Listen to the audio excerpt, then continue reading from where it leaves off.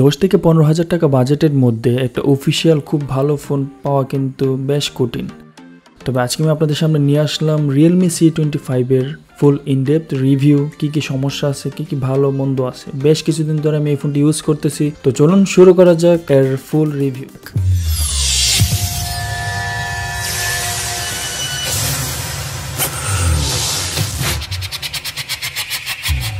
সচরাচর রিয়েলমি ফোনগুলো হলুদ বক্সে আসে, এটাও ব্যতিক্রম নয়। হলুদ বক্সে আমরা পেয়ে যাব একটা কেস, ব্যাক কভার, অবশ্যই ফোন পেয়ে যাব।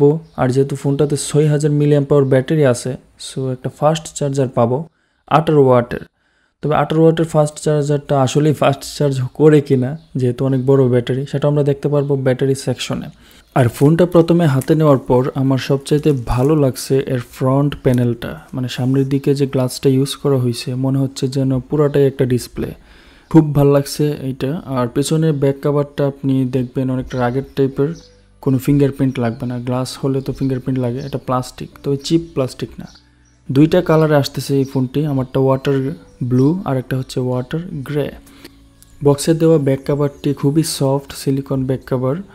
যেহেতু 6000 mAh ব্যাটারি দেওয়ার কারণে ফোনটি এমনিতে অনেক ভারী, 209 গ্রাম এবং 9.6 মিলিমিটারের পুরুত্বের। ফোনটি হাতে নিলে কিন্তু আপনার কাছে বেশ বড় মনে হবে এবং মোটামুটি ভারী মনে হবে। তবে যারা ভালো ব্যাটারি চান এবং বড় ফোন পছন্দ করেন বা ছোটো ফোন থেকে বড় ফোনে আপগ্রেড করতে যাচ্ছেন, তাদের জন্য এই ডিজাইন এবং বিল্ড কোয়ালিটি বাজেটের মধ্যে বেস্ট।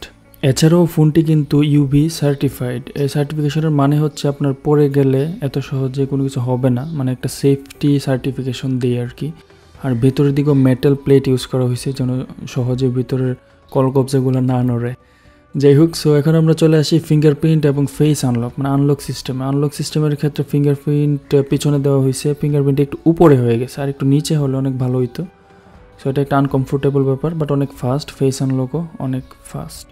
আর রিয়েলমি ইউআই আমার মনে হয় বর্তমানে যে মি ইউআই আছে, তারপর ফান্টাস, অন্যান্য যে ইউআইগুলো আছে অক্সিজেন ওয়েস ছাড়া, আমার মনে হয় রিয়েলমি ইউআই অনেক ভালো, খুবই ক্লিন। আর একটা অফিসিয়াল ফোন হওয়াতে এখানে কিন্তু আপনি এত বেশি ব্লুটুথেরও পাবেন না, যেটা আপনি রেডমি পোকো ফোনগুলোতে পাবেন। তারা হচ্ছে প্রাইস একটু কম রাখে কিন্তু অনেক বেশি ব্লুটুথের অ্যাড দিয়ে রাখে ফোনে। সো আমি রিয়েলমিতে এত বেশি অ্যাড বা ব্লুটুথের পাই নাই। যে কয়েকটা অ্যাপস আছে এগুলো আপনি সহজেই রিমুভ করে ফেলতে পারবেন। তো আমার মনে হয় রিয়েলমি ইউআই হচ্ছে one of the best UI বর্তমান মার্কেটে, এবং ভবিষ্যতে আরও ভালো ভালো ফিচার তারা নিয়ে আসবে। তো আপনি ফ্ল্যাগশিপ ফোনগুলোর রিয়েলমি ইউআইয়ে যে কিছু ফিচার থাকে স্পেসিফিক, ওইগুলো বাদে অন্যান্য সব ফিচারে আপনি কিন্তু পেয়ে যাবেন।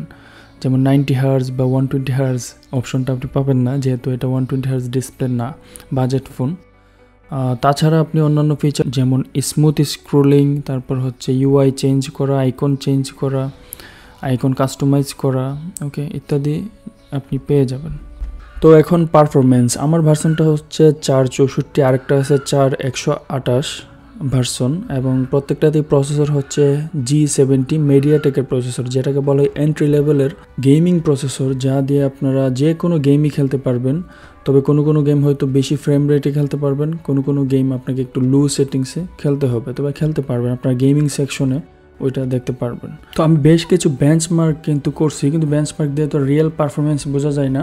ভারী অ্যাপস আমি ওপেন করে দেখছি, যে ভারী অ্যাপসগুলো ওপেন করতে একটু সময় লাগে, কিন্তু আপনি নর্মাল অ্যাপসগুলো অনায়াসে ওপেন করতে পারবেন। আর মাল্টিটাস্কিংয়ের কথা বলতে গেলে, মাল্টিটাস্কিং হচ্ছে একটা অ্যাপ ওপেন রেখে আরেকটা অ্যাপকে আপনি ওপেন করা। সো আপনারা দেখতেই পাচ্ছেন যে কিছু অ্যাপস কিন্তু ওপেন থাকে ব্যাকগ্রাউন্ডে, বাট ভারী কোনো অ্যাপস, ক্যামেরা অ্যাপস বা গেম, এগুলো ওপেন করলে কিন্তু আপনার অন্য অ্যাপসগুলো ক্লোজ হয়ে যাবে ব্যাকগ্রাউন্ড থেকে। সো ভিডিও এডিটিংয়ের সময় আপনি দেখেছি ক্রোম থেকে কোনো টেক্সট বা ইমেজ আনতে চাইলে ওইটা করতে পারবেন, কিন্তু আপনি একসাথে বেশ কয়েকটা অ্যাপ কিন্তু ওপেন রাখতে পারবেন না ব্যাকগ্রাউন্ডে। সো এটা আমার কোনো প্রবলেম মনে হয় না, কারণ এটা হচ্ছে budget phone.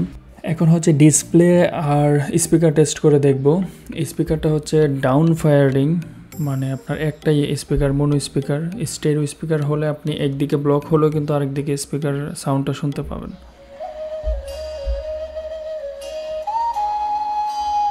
So mono speaker হওয়ার কারণে আপনি যখন গেম খেলবেন, যদি আঙ্গুল দিয়ে এটা ব্লক করে দেন স্পিকারের অংশটুকু, তাহলে কিন্তু সাউন্ড শুনতে পাবেন না। সো মোনো স্পিকারের এটা একটা অসুবিধা। এমনিতে স্পিকার অনেক লাউড এবং clear.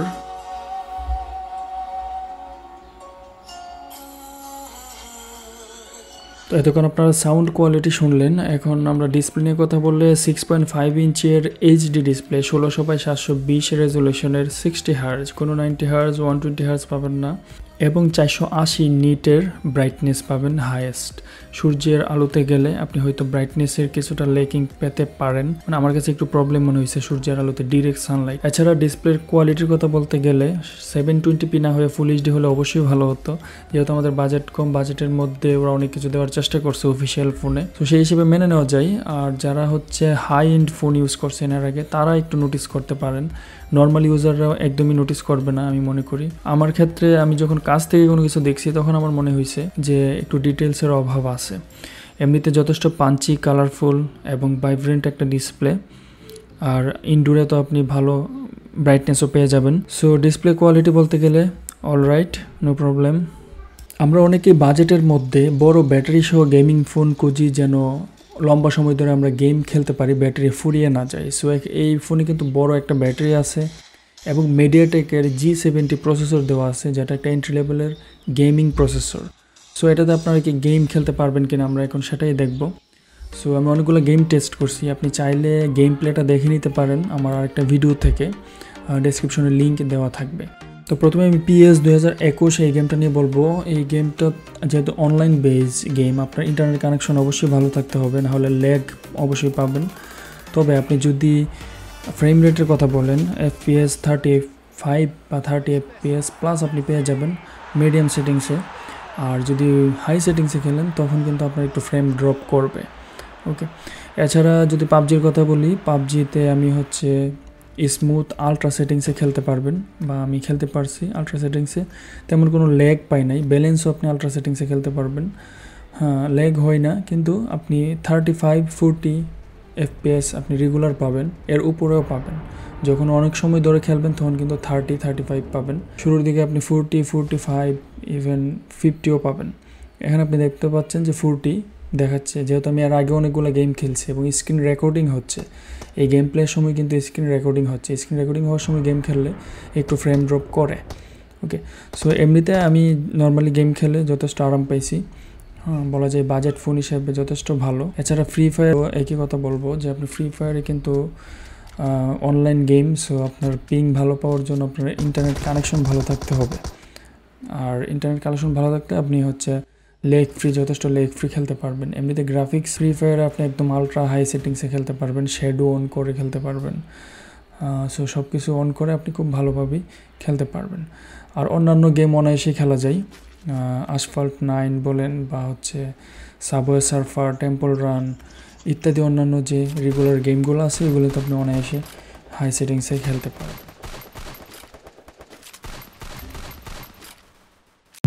Now let's talk about the camera. ব্যাকে দেওয়া আছে 48 মেগাপিক্সেলের একটা ক্যামেরা, পাশাপাশি 2 মেগাপিক্সেলের ম্যাক্রো, যেটা দিয়ে আপনি মোটামুটি ম্যাক্রো তুলতে পারবেন, এত ভালো হয় না। আরেকটা আছে ওকেজো ক্যামেরা, মনোক্রোম। সো এই মনোক্রোম ক্যামেরাটা হচ্ছে আপনার ডেপথ ক্যামেরা হিসেবে অনেকে ওরা ইউজ করে, বাট আমি পোর্ট্রেট মোডে তেমন ভালো ফল পাই না। আপনারা স্যাম্পল দেখতে পারবেন, আমি প্রত্যেকটারই স্যাম্পল দেখাবো। সো ক্যামেরার বিশেষ ফিচার বলতে গেলে আসলে ওই রকম বিশেষ ফিচার নাই। নর্মালি রিয়েলমি ফোনে যেরকম আপনি ফিচারগুলো পান ওইগুলোই পেয়ে যাবেন, যেমন এআই মোড, তারপর হচ্ছে আপনার বিউটি মোড, এগুলো পেয়ে যাবেন। পাশাপাশি স্লো মোশনেও ভিডিও করতে পারবেন। আর ফ্রন্ট ফেসে এবং ব্যাক রিয়ার ক্যামেরা দুইটাতেই কিন্তু আপনি ফুল এইচডি ভিডিও করতে পারবেন। ওকে, আর বিশেষ করে ম্যাক্রো লেন্সটা থাকাতে আপনি মোটামুটি ম্যাক্রো তুলতে পারবেন। এই যে দুইটি ফটো দেখতে পাচ্ছেন, দুইটি Realme C25 দিয়ে তোলা। এটা হচ্ছে আপনার Gcam দিয়ে তোলা। Realme C25 আমি Gcam ইনস্টল করে এই ফটোটা তুলেছি নর্মাল মোডে। এটা হচ্ছে স্টক ক্যামেরার নর্মাল মোডে তোলা। সো কালার যদি আপনি বলেন, দেখেন Gcam-এ অনেক রিয়েলিস্টিক কালার আসছে, এটা হচ্ছে Gcam। আর স্টক ক্যামেরায় কিন্তু রিয়েলিস্টিক কালারটা আসে নাই, কালার অনেক বুস্ট করে ফেলছে, মানে কালারটাকে আরও ভালো করার চেষ্টা করছে, স্যাচুরেটেড করার চেষ্টা করছে। সো যার যেটা ভালো লাগে, আমার কাছে Gcam ভালো লাগে। এই স্যাম্পলটা হচ্ছে পোর্ট্রেট মোডের, আমরা হচ্ছে যথেষ্ট লাইট ছিল, লাইটের মধ্যে পোর্ট্রেট মোড তোলা হয়েছে। কিন্তু দেখেন আপনি স্টক ক্যামেরার যে পোর্ট্রেট মোড, সেখানে কিন্তু ওই যে এজ ডিটেকশন খুবই বাজে, এজ ডিটেকশন মোটেই ভালো না। আর Gcam-এর পোর্ট্রেট মোড কিন্তু বলা যায় যথেষ্ট ভালো। এই স্যাম্পলটা হচ্ছে স্টক ক্যামেরার 48 মানে 48 মেগাপিক্সেল মোড দিয়ে তোলা। সো 48 মেগাপিক্সেল মোডে তুললে আপনি কিন্তু অনেক জুম করতে পারবেন, ডিটেইল কাজ করতে পারবেন। দেখছেন শার্পনেস কিন্তু অনেক বেশি। এটা নর্মাল জিকেম দিয়ে তোলা, কিন্তু শার্পনেস কিন্তু যথেষ্ট আছে। যেহেতু 48 মেগাপিক্সেলের ক্যামেরা, সো আপনি হচ্ছে শার্পনেস ভালো পাবেন 48 মেগাপিক্সেল মোডে তুললে। এটা হচ্ছে নাইট মোড দিয়ে তোলা, স্টক ক্যামেরার নাইট মোড। আর এটা হচ্ছে আপনার জি ক্যাম, গুগল ক্যামেরার নাইট মোড। সো গুগল ক্যামেরার নাইট মোড কিন্তু বলা যায় স্টক ক্যামেরার তুলনায় অনেক ভালো। সো এই ফোন দিয়ে নাইট মোড ফটোগ্রাফি একটু মুশকিল হবে, নাইট মোড ফটোগ্রাফি এত বেশি ভালো হবে না। এখন আমরা দেখতে পাচ্ছি সেলফি ক্যামেরার ফটো স্যাম্পল। এটা হচ্ছে ইনডোরে তোলা, এই ফটোটা ইনডোরে তোলা এবং বেশ নয়েজ আছে। আপনি দেখেন ফটোটা কিন্তু পোর্ট্রেট মোড না, নর্মাল মোডে তোলা, বেশ নয়েজ আছে। আর এটা হচ্ছে আপনার বাইরে তোলা পোর্ট্রেট মোডে, নয়েজ কম এবং পোর্ট্রেট এজ ডিটেকশন যথেষ্ট ভালো হয়েছে এই ছবিতে। এটা হচ্ছে স্টক ক্যামেরার পোর্ট্রেট মোড আর 48 মেগাপিক্সেল মোড। এটা হচ্ছে 48 মেগাপিক্সেল মোড আর এটা হচ্ছে পোর্ট্রেট মোড। সো পোর্ট্রেট মোডে আপনারা দেখতে পাচ্ছেন এজ ডিটেকশনে একটু প্রবলেম আছে। আর এই ছবিটা তো একটু চ্যালেঞ্জিং বলা যায়, ও মুভ করতেছিল তখন আমি ক্যাপচার করছি। সো দেখেন একটু এজ ডিটেকশনে কিন্তু প্রবলেম আছে। সো আমি দেখতে পাচ্ছি যে স্টক ক্যামেরায় পোর্ট্রেট মোডে মাঝে মধ্যে ভালো আসে, মাঝে মধ্যে অনেক বেশি প্রবলেম হয়। 2 মেগাপিক্সেলের ম্যাক্রো ক্যামেরা দিয়ে এটা তোলা, এটাও তোলা, বেশি কাছে যেতে পারবেন না ম্যাক্রো ছবি তোলার সময়। এটা হচ্ছে নর্মাল ফটো মোডে তোলা, যথেষ্ট ভালো ফটো আসে নর্মাল ফটো মোডে, কিন্তু জুম লেন্স কিন্তু নাই, টেলিফোটো লেন্স নাই। আপনি যখন জুম দিবেন 48 মেগাপিক্সেল ক্যামেরাটাকে তারা ক্রপ করে আপনাকে জুম ফটো দিবে এবং ভিডিওতেও আপনি ওইভাবে জুম দিতে পারবেন। সো এটা একটু চ্যালেঞ্জিং ছিল, ব্যাকগ্রাউন্ডে লাইট বা সান ছিল, তারপরও বেশ ভালো ছবি আসছে। আমরা এখন ভিডিও দেখব। সো ভিডিও কিন্তু ফুল এইচডি 30 FPS আপনি করতে পারবেন ফ্রন্ট এবং ব্যাকে। ফ্রন্টে আমরা দেখতে পাচ্ছি ইনডোরের ফটো ভিডিও, এটা ভিডিও, কিন্তু ইনডোরে কিন্তু নয়েজ থাকে বেশি। আর এটা হচ্ছে আউটডোরে লাইটিংটা প্রবলেম করতেছে, বাট নয়েজ কিন্তু কম। আর এটা হচ্ছে আপনার স্লো মোশনে তুলতে পারবেন, স্যাম্পল 240 120 FPS। এটা হচ্ছে normal video camera full HD. এটা হচ্ছে চ্যালেঞ্জিং সিচুয়েশনে তোলা, মানে খুবই অন্ধকার ছিল, অন্ধকারের মধ্যে ভিডিও তোলা। তো এই ছিল ক্যামেরা নর্মাল, আমি এত ভালো বলবো না আর মোটেই খারাপ না।